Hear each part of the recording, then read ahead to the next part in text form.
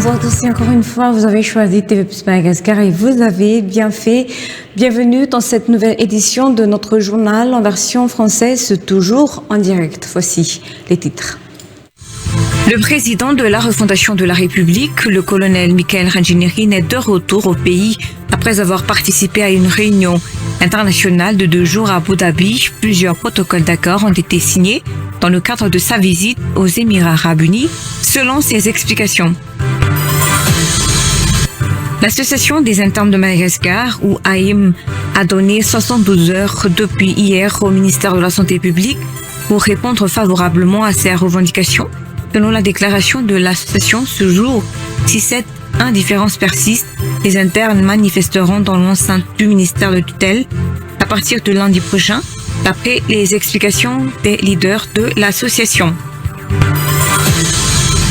Les dates annoncées pour la tenue des examens du CPE et du BEPC sont jugées beaucoup trop éloignées du début des grandes vacances. Selon les responsables d'établissements scolaires, l'intervalle d'environ 1 mois entre l'arrêt officiel des cours et le début des examens risque d'avoir un impact négatif sur la préparation et le niveau des élèves. À l'étranger, l'émissaire de Donald Trump a déclaré que le plan visant à mettre fin à la guerre à Gaza passait désormais à la phase 2 dont l'objectif est de désarmer le Hamas. Commençons tout de suite avec les actualités politiques. Le président de la refondation de la République, le colonel Michael Randjinirine, est de retour au pays après avoir participé à une réunion internationale de 2 jours à Abu Dhabi. Plusieurs protocoles d'accord ont été signés dans le cadre de sa visite aux Émirats arabes unis, selon ses explications. Des représentants de sociétés de techniciens et des techniciens seront dans nos murs dès la semaine prochaine pour étudier la possibilité d'installation de parcs solaires. Parmi les accords signés lors de sa visite à Abu Dhabi figurent également ceux relatifs à la restructuration d'Air Madagascar, à la réhabilitation de la ligne de chemin de fer FCE et au redressement de la société Sekren. Par ailleurs, le régime de la refondation de la République n'a pas encore répondu à la sollicitation des États-Unis concernant l'accueil par Madagascar d'immigrés américains, d'après les explications du président de la refondation de la République, Sorabazon. À son arrivée à Ivat ce jour, le président de la refondation de la République, le colonel Randjinirine Michael, a accordé une brève interview aux journalistes. La transition vers l'énergie renouvelable faisant partie des priorités du régime de la refondation de la République, le président de la refondation de la République a annoncé que les sociétés signataires de l'accord conclu avec Madagascar à Abu Dhabi dépêcheront leurs techniciens à Madagascar la semaine prochaine pour étudier les lieux, pour étudier la possibilité d'installation de parcs solaires dans le pays, d'après le colonel Michael Randjinirine, président de la refondation de la République. Plusieurs accords ont été signés lors de sa visite à Abu Dhabi, dont ceux relatifs à la restructuration d'Air Madagascar, à la réhabilitation de la ligne de chemin de fer FCE et au redressement de la société Sekren. Les médias d'État feront également l'objet d'une modernisation. À cet effet, le directeur général de l'ORTM se rendra même en Chine la semaine prochaine, d'après le président de la refondation de la République. Questionné sur l'accueil par Madagascar d'immigrés américains, le président de la refondation de la République a répondu que le gouvernement malagasy n'a pas encore donné suite à la demande de la délégation américaine, en ce sens, selon ses dires. Concernant la fouille de ses bagages à l'aéroport international d'Ivat, le colonel Michael Randjinirine a déclaré qu'il voulait transmettre un message fort en acceptant de se soumettre à ce contrôle. Il a martelé que plus aucun trafiquant ne pourrait franchir l'aéroport d'Ivat si les douaniers faisaient leur travail correctement. Le président de la refondation de la République d'ajouter également que ceux qui ont critiqué le fait qu'il a été accueilli sur un tapis bleu à Abu Dhabi devraient mieux se renseigner sur les règles protocolaires. Et l'association des internes de Madagascar, ou AIM, a donné 72 heures depuis hier au ministère de la Santé publique pour répondre favorablement à ces revendications. Selon la déclaration de l'association ce jour, en effet, n'ayant accordé aucune considération à toutes les revendications des internes de tout le pays jusqu'à maintenant, le ministère de tutelle n'y a donné aucune suite. Si cette indifférence persiste, les internes manifesteront dans l'enceinte du ministère de tutelle à partir de lundi prochain, d'après les explications des leaders de l'association dans ce reportage de Anne-Charla Soué Omeka Khanefson. Le ministère de la Santé publique est resté muet devant les revendications des internes depuis la signature du protocole d'accord établi entre les deux parties au mois de novembre 2025. Même la mise en place du comité de suivi de la réalisation de ces accords n'a pas eu lieu jusqu'à présent. Pour alerter la ministre sur la gravité de la situation, l'association des internes a essayé de s'adresser directement au ministère, mais en vain. Après ces multiples tentatives sans résultat, les internes ont décidé d'accorder une dernière chance à la ministre de la Santé publique en lui donnant un ultimatum de 72 heures depuis hier pour répondre à leurs revendications. Sans amélioration de la situation dans les prochains jours, ils manifesteront dans l'enceinte du ministère de tutelle à partir de lundi prochain. Toutefois, les internes exécutent normalement leurs tâches quotidiennes dans les centres de santé et les hôpitaux, sauf qu'ils n'assurent pas la prise en charge des patients atteints de maladies infectieuses selon leurs précisions. Les revendications et les manifestations de tous les membres du personnel de santé sont soutenues par la Confédération syndicale ANOVA, réunissant les médecins déjà en service, les internes, les étudiants en médecine, les paramédicaux et le personnel administratif. Cette confédération a également déclaré ce jour qu'elle exige l'accélération de la résolution des problèmes de l'ensemble du personnel de santé pour améliorer le système de santé dans le pays, surtout en cette période où sévit la pandémie de la variole du singe. Les dates annoncées pour la tenue des examens du CEPE et du PEPC sont jugées beaucoup trop éloignées du début des grandes vacances. Selon les responsables d'établissements scolaires, l'intervalle d'environ un mois entre l'arrêt officiel des cours et le début des examens risque d'avoir un impact négatif sur la préparation et le niveau des élèves. Le directeur d'école demande ainsi une modification du calendrier des examens. Et si cela est encore possible, le CEPE est prévu pour le 21 juillet, tandis que le BEPC se déroulera du 27 au 30 juillet 2026. Mamtin Anjimblou Mekarlefton. Une modification importante du calendrier des examens scolaires de l'année 2025-2026 a en effet été annoncée. Le premier examen, le CEPE, ne débutera que le mardi 21 juillet.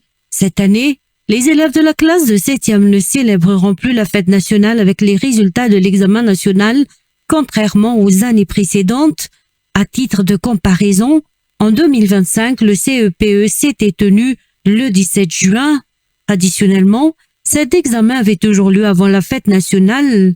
Concernant le BEPC, les épreuves sont programmées du 27 au 30 juillet alors que l'année dernière, elles se sont déroulées du 30 juin au 3 juillet. Une situation jugée préoccupante par les directeurs d'établissement.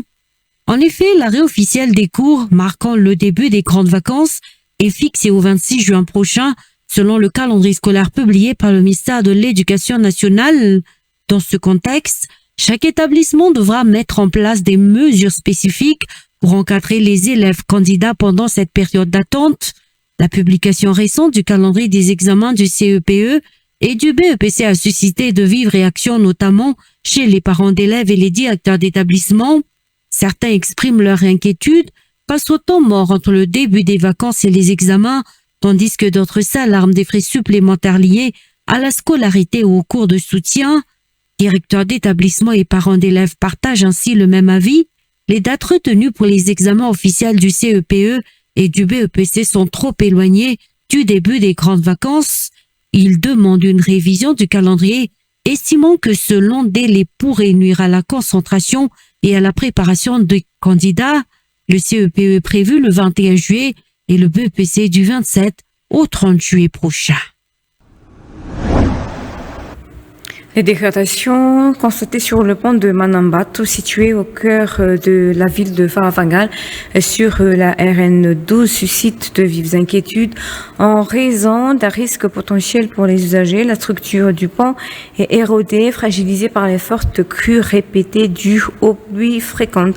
Les travaux de réhabilitation d'urgence du pont de Manambato à Faravangal ont déjà débuté. Ils visent à restaurer entièrement les zones affectées par les effondrements, améliorer et bitumer les voies d'accès de part et d'autre du pont, ainsi qu'à renforcer les dispositifs de sécurité latéraux afin de garantir une circulation normale et sécurisée. Ce pont de Manambato représente un axe vital car reliant entre eux plusieurs districts de la région du sud-est et permettant également le passage des poids lourds transportant des produits agricoles et commerciaux. Et selon les rapports du ministère des Travaux publics, l'achèvement des travaux est prévu d'ici un mois. Et dans le reste des actualités, la célébration de la journée nationale du Kabar s'est distinguée cette année, ont affirmé les Pikabars venus en grand nombre à Vourgi, à Anous. Ce jour, la présence effective du ministre de la Communication et de la Culture à la cérémonie a particulièrement réjoui les orateurs, selon leur dire. Le ministre lui-même versé dans l'arrêt du Kabar a profité de son allocution pour exhorter les Malagasy à accorder toute l'importance qu'il mérite au Kabach, pilier fondamental de l'identité culturelle nationale. Elisa Herman et Carnefson. Le bâtiment du Avouri à Anous a été bondé de Pikabars à l'occasion de la célébration de la journée nationale du Kabar et Malagasy. Tous les participants ont arboré des tenues traditionnelles malagasy, conférant à l'événement une dimension hautement culturelle. Selon les Pikabars, la célébration de cette année s'est révélée particulièrement remarquable. Leur satisfaction était d'autant plus grande en raison de la présence du ministre de la Communication et de la Culture à la cérémonie. La culture constituant un levier essentiel du développement, le ministère de la Communication et de la Culture et le garant de sa promotion ont indiqué les Pikabars. Les praticiens du Kabar ont ainsi exprimé leur souhait de voir se poursuivre et se renforcer la collaboration avec le ministère. Le Kabar fait partie du patrimoine culturel immatériel de la nation, a rappelé le ministre de la Communication et de la Culture Gaskar Afensou. Le thème retenu pour la célébration de cette année est le Kabar et Malagasy, vecteur de renforcement de la solidarité, pilier de la cohésion sociale.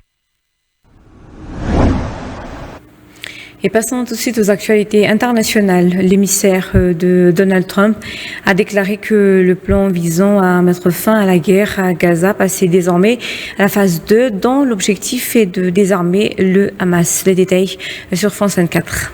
Plus de 3 mois après l'entrée en vigueur de ces cessez-le-feu, l'accord en 20 points voulu par Donald Trump progresse vers cette deuxième phase. Alors cette deuxième phase, je peux vous dire qu'ici on l'a attendue pendant très longtemps, puisque les Israéliens conditionnaient ces négociations à la libération du dernier corps d'otages israélien détenu par le Hamas, le corps de l'Israélien Ran Gvili, que le Hamas n'a pas rendu à l'État d'Israël. Malgré cela, eh bien, l'émissaire américain Steve Witkoff a bien officialisé sur X l'entrée en vigueur de cette deuxième phase du cessez-le-feu. Le point central, et vous l'évoquiez, c'est la question de la formation d'un comité transitoire de gouvernance. Les mouvements palestiniens, les factions palestiniennes ont annoncé avoir trouvé un accord, que ce comité constitué d'une quinzaine de personnes sera constitué dans les prochaines semaines. Un nom a fuité, le nom de Ali Shahat, qui dirigerait ce comité. Il est un ancien vice-ministre de l'autorité palestinienne, et le rôle de ce comité de gouvernance, eh bien, ce sera de gérer la vie quotidienne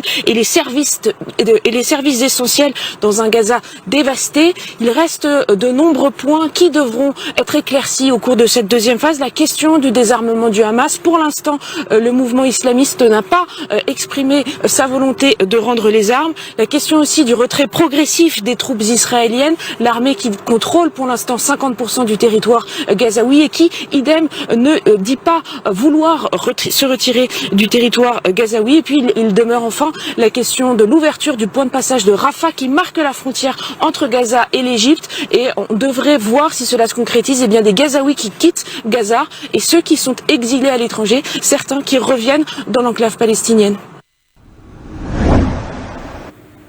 Et c'est également la fin de cette édition. L'information continue sur notre chaîne TV+ Madagascar à 19h30, notre journal en version malagasy. Je vous retrouve à tout de suite.